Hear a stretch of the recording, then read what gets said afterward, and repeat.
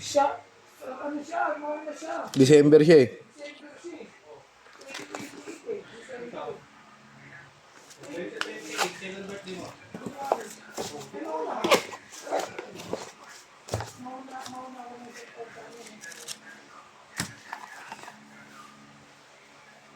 Bayaran ko na yun sa bayad center. Pag nag-bayad ka ng gano'n, Maganda. Maganda. Nakakari mo mismo kasi hindi na po balik yun. Agad. Pag mismo. thank you ako. Gusto mo gawin? Hindi, safety mo sa MMDA. MMDA ba? Umulit sa akin. Basta ticket na next sa second ticket. MMDA lang, punta ka lang sa city yun. I-update ka ka ano, barangay kung pali. Sabi namin sa akin, sabi ko, kahit babahan mo yung bus.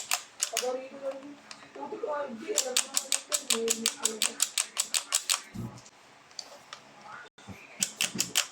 Si wala na. Yung kabrad mo. Oo. Walang sinisino kahit Brad. Sino-sino.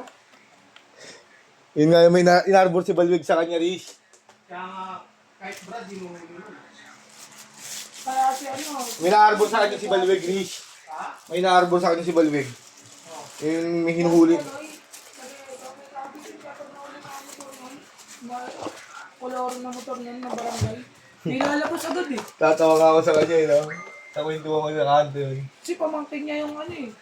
Barangay na yung ano. Nasa barangay din siya ngayon, ah. Alalay siya ni RD, di ba? Hindi, si ano, sa barangay. Alalay siya ano, maraming kolor na tricycle. Oo.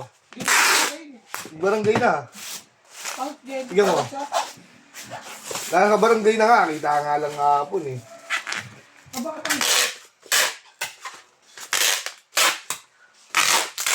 Ronda sila, ronda pa ron.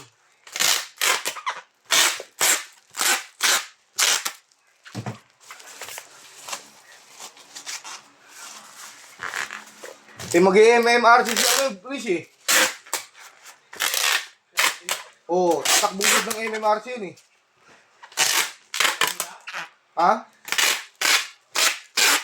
Yun talaga target nun, kaya nag-sector head yun. For the record. Kasi hindi ka pwede tumakbo ng MMRC kung wala kang record na sector.